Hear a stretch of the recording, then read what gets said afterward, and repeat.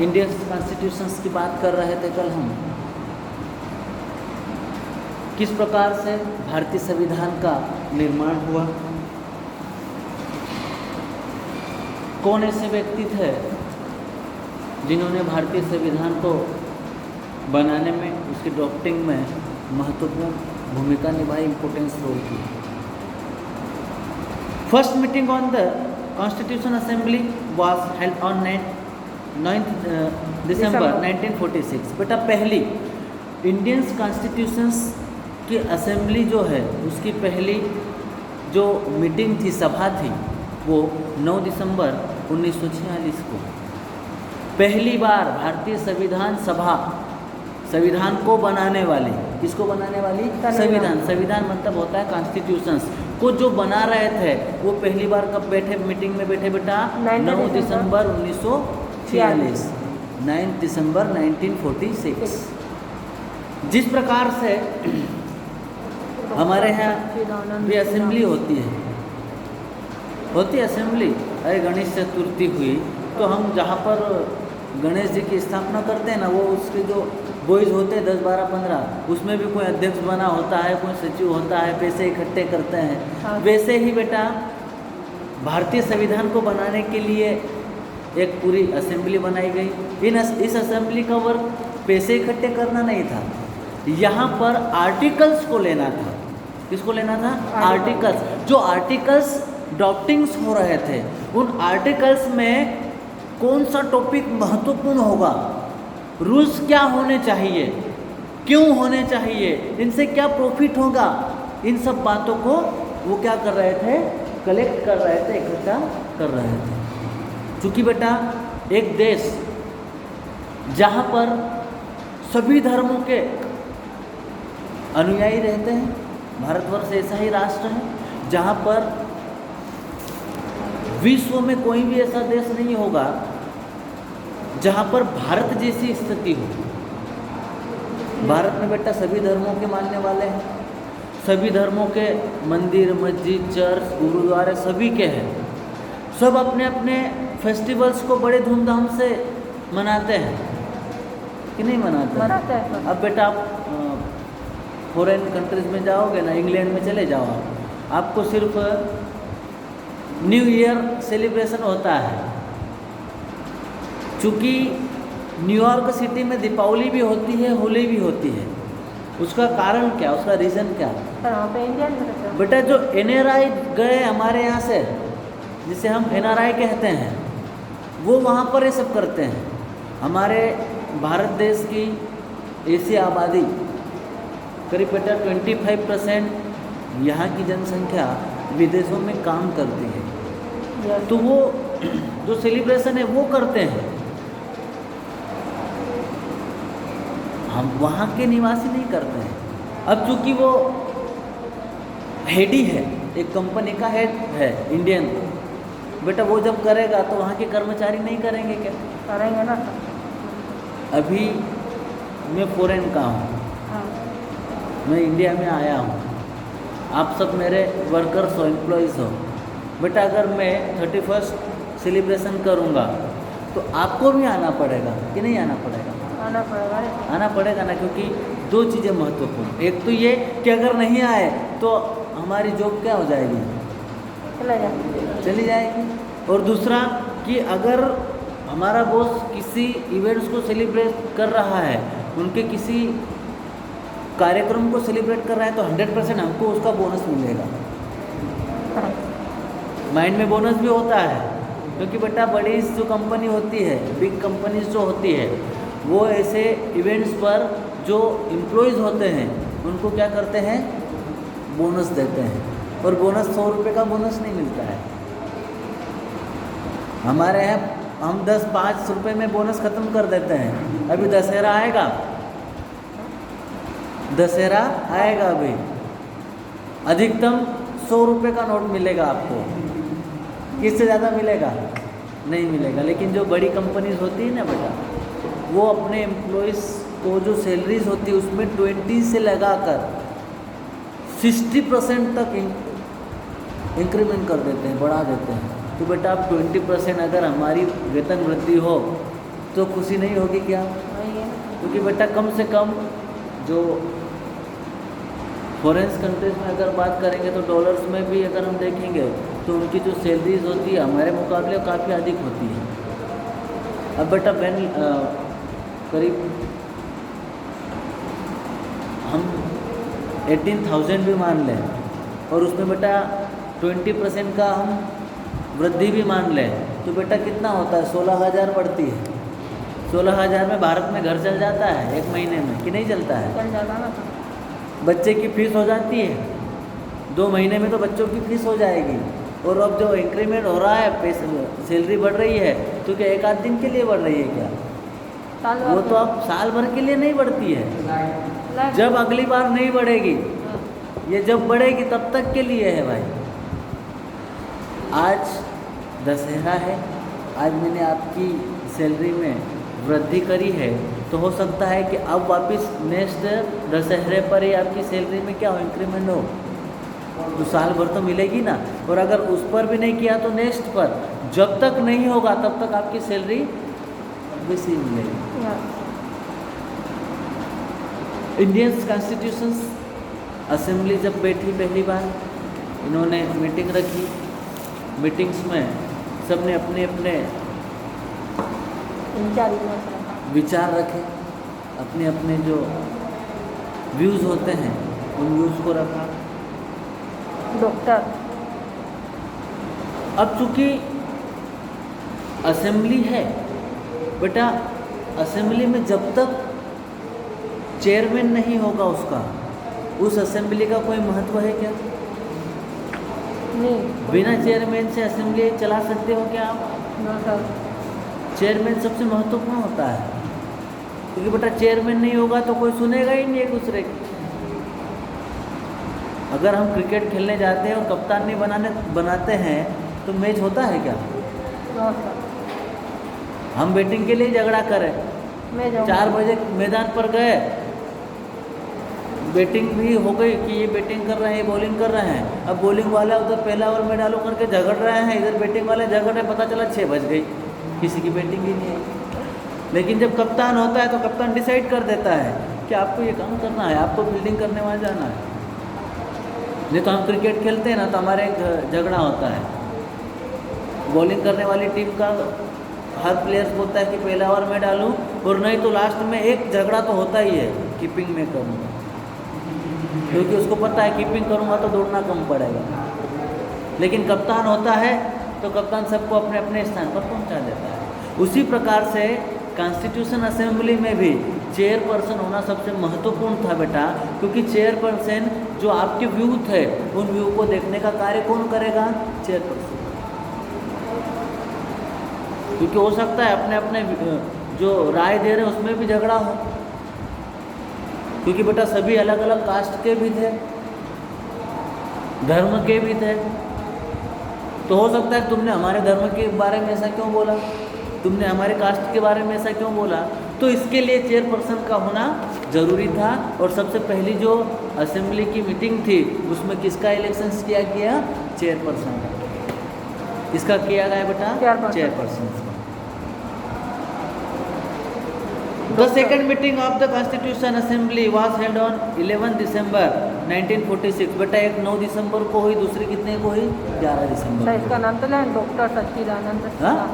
Doctor सच्चिदानंद सिन्हा।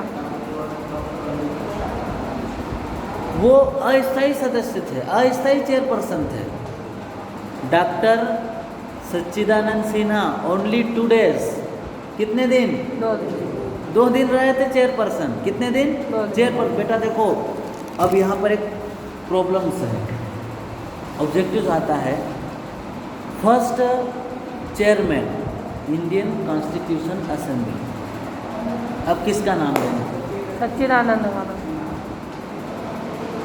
सच्चिदानंद सिन्हा जो trust बने।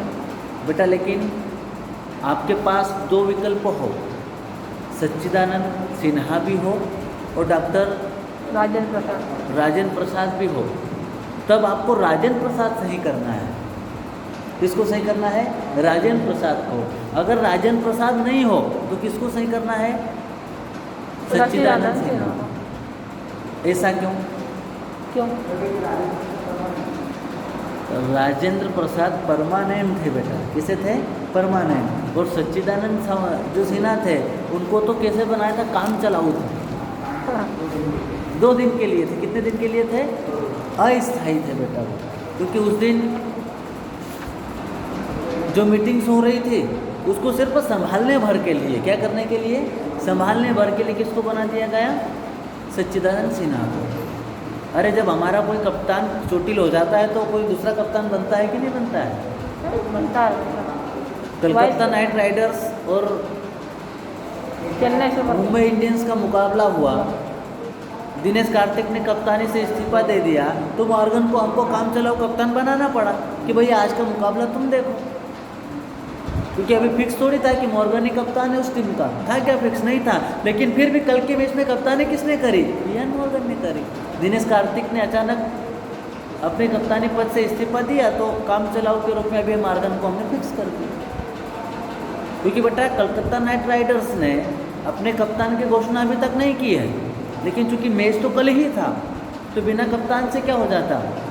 जिसकी मर्जी आती है वो बॉलिंग करने आ जाता क्या? सब स्लिप में खड़े हो जाते हैं, बैटिंग करने 4 इकट्ठे आ जाते हैं। रसेल बोलता मैं ओपनिंग करने चले जाऊँ। ऐसा होता है क्या? अब बेटा एक गेम हो रहा है क्रिकेट का, अगर एक गेम होगा तो 12 खिलाड़ी पर साइड होंगे, 11 होते हैं और 12 एक्स्ट्रा होता है।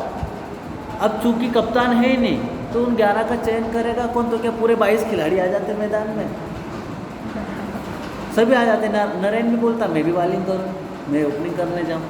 और जो अभी तक खेला ही नहीं बेचारा वो तो सबसे पहले दौड़ कर आता। हम नहीं करते कैसे?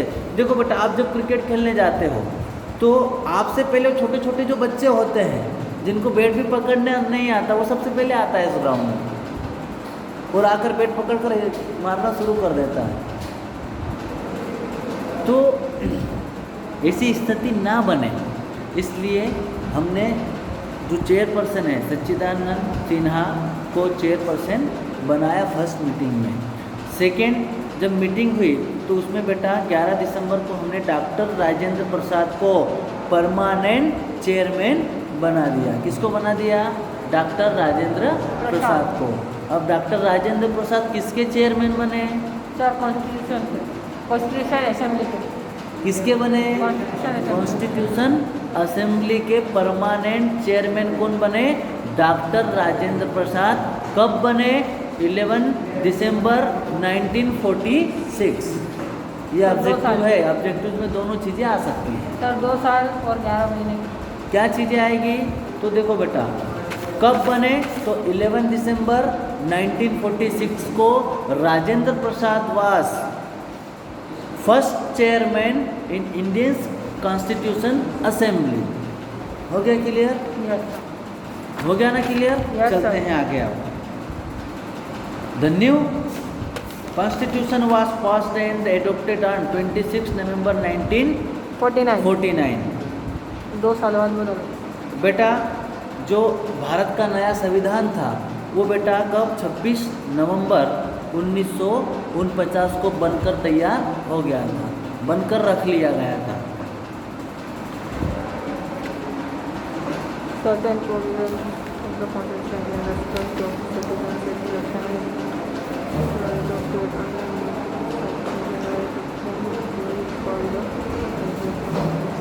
From 26 January 1950, which was the called in the date of promulgations of the Constitution। बेटा 26 जनवरी 1950 को हमने भारतीय संविधान को क्या कर दिया?